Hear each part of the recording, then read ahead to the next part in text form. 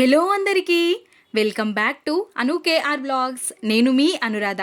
ఈ రోజటి రెసిపీ వచ్చేసి మంచి ఉత్తప్పం రెసిపీని చూపించబోతున్నాను. అది కూడా సేమియాతో చాలా ఈజీగా చేసుకోవచ్చు. మనం బ్యాంబినో సేమియా ఉంటుంది కదా, దాంతో చేసుకుంటే చాలా పర్ఫెక్ట్గా వస్తాయి ఈ ఉత్తప్పం రెసిపీ అనేది. చూస్తుంటేనే నోట్లో వాటర్ ఉరుతున్నాయి కదా, ఎంత టేస్టీగా ఉంటుందో. ఉత్తప్పం రెసిపీతో పాటు చట్నీ కూడా చూపించబోతున్నాను. కాబట్టి వీడియోలోకి వెళ్ళిపోదాం. ముందుగా ఒక గిన్నెని పెట్టేసుకొని అందులోకి 1 కప్పు వరకు సేమియాని తీసుకోవాలి. మనం ఏ కప్పుతో అయితే సేమియాని తీసుకుంటున్నామో అదే కప్పుతో రవ్వని కూడా తీసుకోవాలి. సేమ్ క్వాంటిటీలో తీసుకోవాలి. రవ్వ 1 కప్, సేమియా 1 కప్ని తీసుకొని ఇప్పుడు 1/2 కప్పు వరకు బియ్యం పిండిని యాడ్ చేసుకోవాలి. ఒక 3/4 కప్పు వరకు పెరుగుని కూడా యాడ్ చేసుకొని, పెరుగు కొంచెం పుల్లగా ఉండే విధంగా తీసుకోవాలి. 1 కప్పు వరకు వాటర్ని యాడ్ చేసుకొని, రుచికి సరిపడా సాల్ట్ని కూడా యాడ్ చేసుకోవాలి. ఇప్పుడు విస్కర్తో మొత్తం కలిసే విధంగా కొద్దిసేపు మిక్స్ చేసుకోవాలి. ఇక్కడ చూపిస్తున్న విధంగా కొద్దిసేపు మనం విస్కర్తో ఇలా చేయడం వల్ల మనకి మొత్తం కలిసిపోతుంది. ఇప్పుడు ఒక మూతని కవర్ చేసుకొని పక్కన ఉంచుకుందాం. ఇప్పుడు చట్నీని చూసేద్దాం. ఒక ప్యాన్ని స్టవ్ పైకి పెట్టుకొని ఒక గుప్పెడు పల్లీల్ని యాడ్ చేసుకొని, 1 టేబుల్ స్పూన్ వరకు ఆయిల్ని యాడ్ చేసుకొని ముందుగా పల్లీల్ని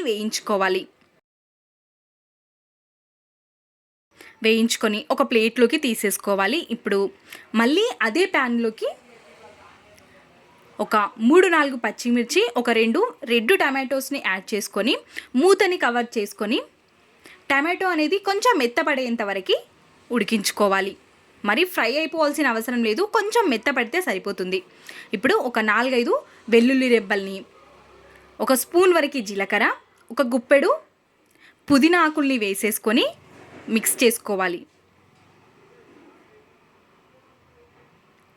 పుదీనా ఆకులు కూడా మొత్తం దగ్గరికి వచ్చేంత వరకు కలుపుకొని పూర్తిగా చల్లారేంత వరకు పక్కన ఉంచుకోవాలి. ఇప్పుడు ఒక మిక్సీ జార్ని తీసుకొని అందులోకి మనం ముందుగా వేయించి పెట్టుకున్న పల్లీలు, వేయించి పెట్టుకున్న టమాటో అవన్నీ ఉన్నాయి కదా, అన్నిటినీ మిక్సీ జార్లోకి వేసేసుకొని రుచికి సరిపడా సాల్ట్ని కూడా యాడ్ చేసుకొని వాటర్ ఏమి వేయకుండా మిక్సీ పట్టుకొని తీసుకోవాలి. వీలైనంత మెత్తగా మిక్సీ పట్టుకొని ఒక బౌల్లోకి వేసుకొని మనం పోపుని కూడా పెట్టుకొని తినొచ్చు, లేదంటే ఈ విధంగానే సర్వ్ చేసుకున్న చాలా టేస్టీగా ఉంటుంది.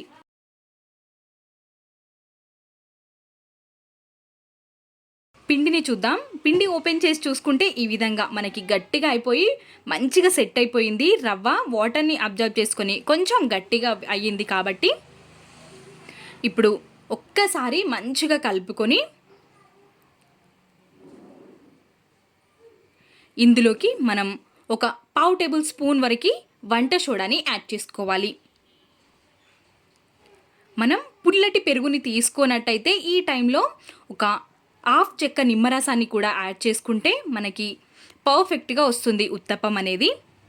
1/2 టేబుల్ స్పూన్ వరకు మనం వంట సోడాని యాడ్ చేసుకున్న తర్వాత విస్కర్తో ఈ విధంగా మొత్తం కలిసిపోయే విధంగా ఒక్కసారి ఒక 1 మినిట్ వరకు కలుపుకోవాలి. మంచిగా మిక్స్ చేసుకొని ఇప్పుడు ఇందులోకి పోపుని ప్రిపేర్ చేసుకుందాం. మనం ఆనియన్, పచ్చిమిర్చి అనేవి అన్నీ డైరెక్ట్గా వేయకుండా ఈ విధంగా పోపు పెట్టుకొని తీసుకుంటే చాలా టేస్టీగా ఉంటుంది.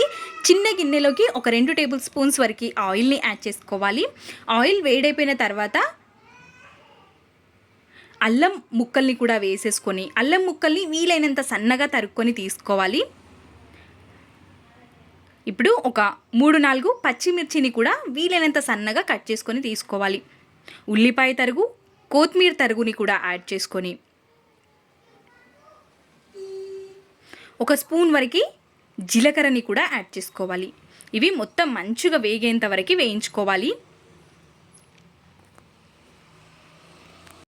వేగిపోయిన తర్వాత మనం ముందుగా కలిపి పెట్టుకున్న పిండి ఉంటుంది కదా, అందులోకి ఈ పోపునంతటిని వేసేసుకొని మంచిగా కలిసిపోయే విధంగా మిక్స్ చేసేసుకోవాలి.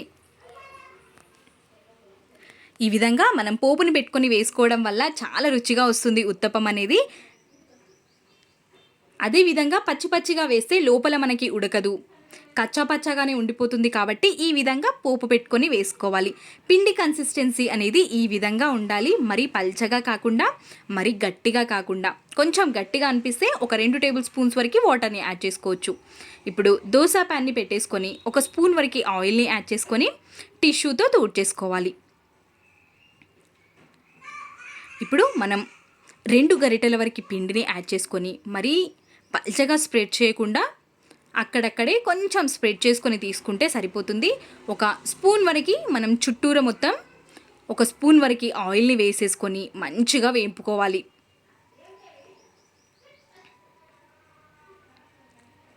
చూసారా ఎంత ఈజీగా సపరేట్ అయిపోయిందో. మనకి ఎక్కువ టైం కూడా పట్టదు. మీడియం ఫ్లేమ్లో పెట్టుకొని లోపల మొత్తం వేగే విధంగా వేయించుకోవాలి. ఈ విధంగా కాల్చుకొని సర్వింగ్ ప్లేట్లోకి సర్వ్ చేసేసుకోవడమే. అన్ని దోశల్ని అదే విధంగా వేసేసుకోవడమే. నేను తీసుకున్న పిండికి నాకు ఇక్కడ 5 దోశలు అనేవి వచ్చాయి. 1 స్పూన్ వరకు ఆయిల్ని వేసుకొని టిష్యూతో తుడిచేసుకొని 2 గరిటెల వరకు పిండిని వేసుకొని కొంచెం స్ప్రెడ్ చేసుకుంటే సరిపోతుంది. 1 స్పూన్ వరకు ఆయిల్ని కూడా యాడ్ చేసుకొని మంచిగా 2 సైడ్స్కి మీడియం ఫ్లేమ్లో పెట్టుకొని కాల్చుకోవాలి. పుదీనా చట్నీతో సర్వ్ చేసుకుంటే టేస్ట్ అయితే చాలా బాగుంటుంది. ఎక్కువగా టైం ఏమీ పట్టదు, అప్పటికప్పుడే ప్రిపేర్ చేసుకోవచ్చు. కాబట్టి తప్పకుండా ట్రై చేయండి. మీకు కూడా ఈ వీడియో ఖచ్చితంగా నచ్చుతుంది. చూస్తున్నారా ఎంత సాఫ్ట్గా వచ్చిందో దోశ అనేది. చాలా బాగా కుదురుతుంది. నేను చెప్పిన క్వాంటిటీలో చేసి చూడండి, తప్పకుండా మీకు కూడా నచ్చుతుంది. వీడియో నచ్చితే please subscribe. Thanks for watching.